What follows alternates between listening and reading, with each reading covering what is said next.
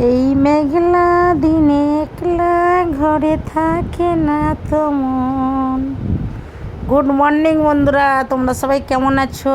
আশা করছি আমার প্রিয় বন্ধুরা সবাই ভালো আছো, আমিও ভালো আছি।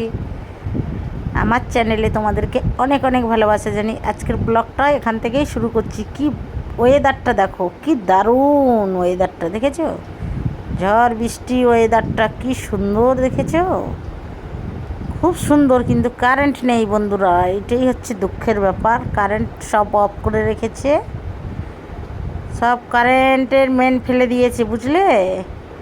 আর এই ঠান্ডায় মেঘলার দিনে কি করছি দেখো, ঝড় বৃষ্টির মধ্যে চা বসিয়ে দিয়েছি, টিফিন তৈরি করছি সকাল সকাল। দেখো, এই যে পিসকাটা রুটি নিয়ে এসেছিলাম কালকের, ফ্রিজে ছিল। দেখো আমার মেয়ে বলেছে মা পাও ভাজি করো, এটা হচ্ছে পাও ভাজি। দেখো পিসকাটা রুটি ভাজা করব, খেতে খুব টেস্টি, কিন্তু অ্যাসিড হয় প্রচুর, অনেক তেল থাকে না। এই রুটি ভাজা করলে জানো বন্ধুরা, ভিতরে প্রচুর তেল থাকে, অ্যাসিড করে, কিন্তু খেতেও খুব টেস্টি, একদম মচমচে হয়। মাঝে মাঝে আমরা খাই আর কি, মাঝে মাঝে ভালো লাগে, অ্যাসিড হওয়ার ভয়ে তো আর সবসময় খাওয়া যায় না। তাহলে ব্লগটা দেখতে থাকো তোমরা কন্টিনিউ, আমি টিফিনটা বানিয়ে নিই, কেউ স্কিপ করো না বন্ধুরা।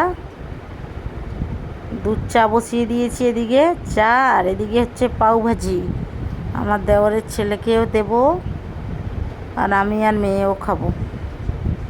তাহলে কন্টিনিউ ব্লগটা দেখতে থাকো বন্ধুরা।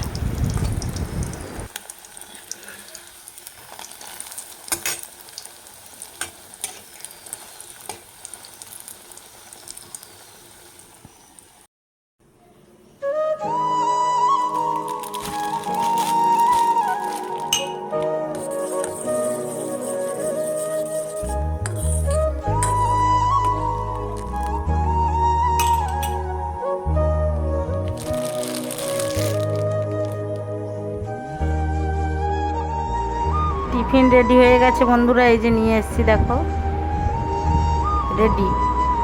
আর দেখেছি বন্ধুরা, তোমরাও দেখবে, যে জিনিসের যত স্বাদ দেখবে, যত টেস্ট বেশি, সেই জিনিসের ততই ক্ষতি হয়, অ্যাসিড হবে বেশি, গ্যাস হবে। যে কোনো খাবার জিনিস দেখবে টেস্টফুল, যেগুলো খুব টেস্টি হয়, সেগুলোই বেশি অ্যাসিড গ্যাস হয়।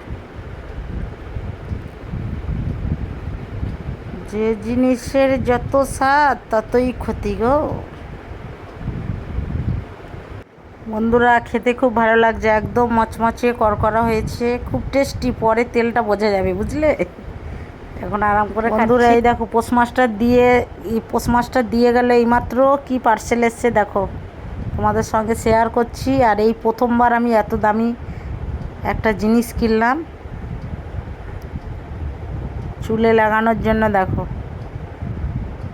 আমার থাইরয়েড আছে, কতটা কাজ হবে জানি না আমি।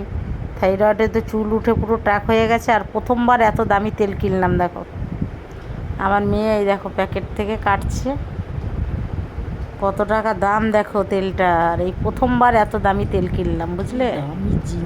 এই দেখো তেলটার দাম আদিবাসী হেয়ার অয়েল, দেখেছো? 1300 টাকা দিয়ে কিনলাম, অনলাইনে অর্ডার করেছিলাম বন্ধুরা, 1300 টাকা দিয়ে। এটা কোথা থেকে এসছে জানো? কর্ণাটক থেকে, দেখেছো? কর্ণাটক থেকে তেলটা পাঠিয়েছে, বুঝলে? 1300 টাকা, ক্যাশ অন ডেলিভারিতে কিনলাম 1300 টাকা দিয়ে। প্রথমবার 1300 টাকার তেল কিনলাম। আর এই দেখো দুপুরে আজকের কী রান্না হয়েছে দেখতে পাচ্ছ, নিরামিষ আলু পটলের ঝোল।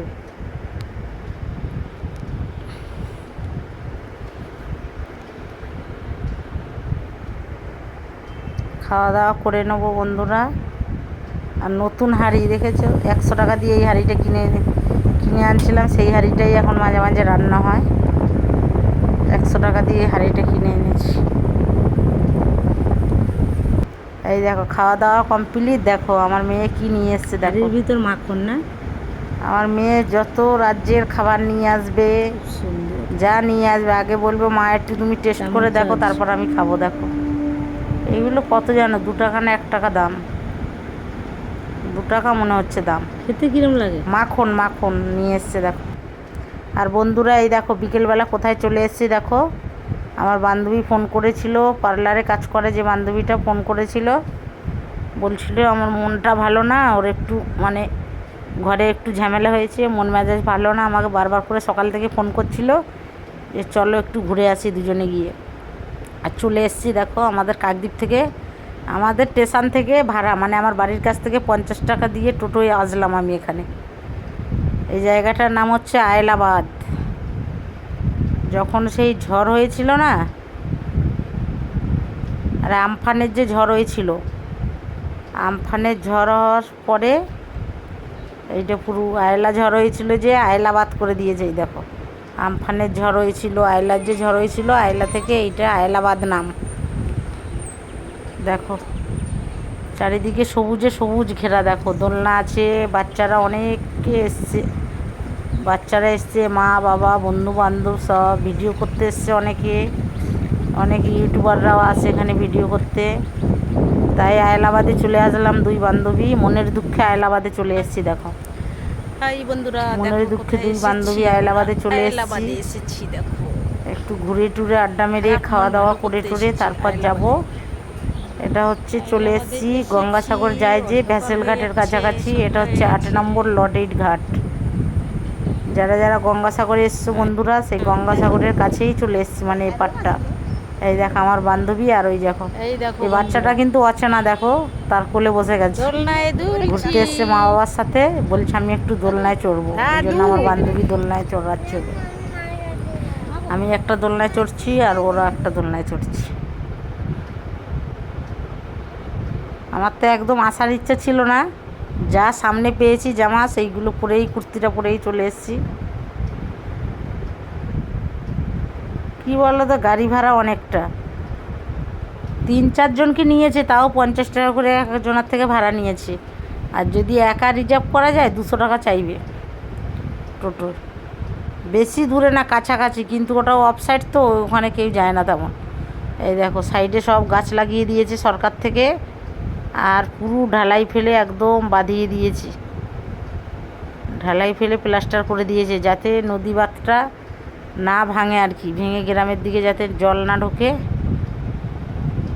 আমরা এবার আস্তে আস্তে চলে যাচ্ছি, ঘোরাঘুরি শেষ আমাদের। ও ভিডিও করলো, আমি একটু ভিডিও করলাম বন্ধুরা। এবার দুজনে গল্প করতে করতে 8 নম্বরের লটের ঘাটের দিকে যাচ্ছি। মনের দুঃখে দুই বান্ধবী জঙ্গলে চলে এসেছি, দেখেছো? মনের দুঃখে আয়লাবাদে চলে এসেছি দুই বান্ধবী।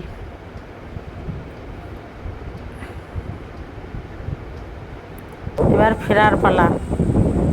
এই দেখো কি সুন্দর একটা খড় দিয়ে কি ঘর। সুন্দর ঘর বানিয়েছে, যেখানে মাছ ফাছ চাষ করে লোক থাকে, দেখেছো? একটা ঘর বানিয়েছে কি সুন্দর।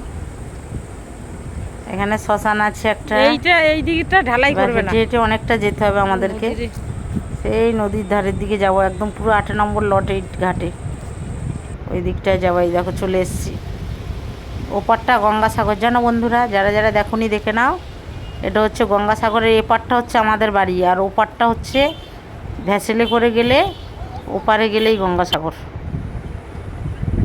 কি দারুণ পরিবেশ, দেখেছো? আর এদিকে কি বলো তো, ঝড় বন্যা হলে নদী বাঁধ ভেঙে যায়, ওই জন্য সবসময়ের জন্য মানে মাটির কাজ হয় আর কি, সবসময়ের জন্য বাঁধটাগুলো ঠিক রাখার জন্য ঝড় বন্যা হওয়ার আগে সবসময় মানে কাজ চলতেই থাকে। এই জেঠিঘাটের দিকে যাব এবার হেঁটে হেঁটে আমরা দুজনে। কি দারুণ পরিবেশটা, দেখেছো? বিকেলে সন্ধ্যের আগে আগে আর কি। ওপারে গঙ্গাসাগর, নদীর উপর দিয়ে গঙ্গাসাগরে কারেন্ট গেছে, আগে তো কারেন্ট ছিল না, সোলার ছিল। এই দেখো ছাগলগুলো দেখো খেলা করছে, কি সুন্দর ছাগল বাচ্চাগুলো। আর এই দেখো সন্ধ্যা হয়ে যাচ্ছে বলে সব গরু নিয়ে চলে যাচ্ছে। এটা সন্ধ্যের কিছুটা আগের সময়, সন্ধ্যের কিছুক্ষণ আগে আর কি, সব গরু বাছুর নিয়ে যে যার বাড়ির দিকে যাচ্ছে। বন্ধুরা ভিডিওটা এখানেই শেষ করে দিচ্ছি। আয়লাবাদটা কেমন লাগলো আর গঙ্গাসাগরের এই ঘাটটা কেমন লাগলো অবশ্যই কমেন্টের মাধ্যমে জানিয়ে বন্ধুরা। টাটা, সবাই ভালো থেকো।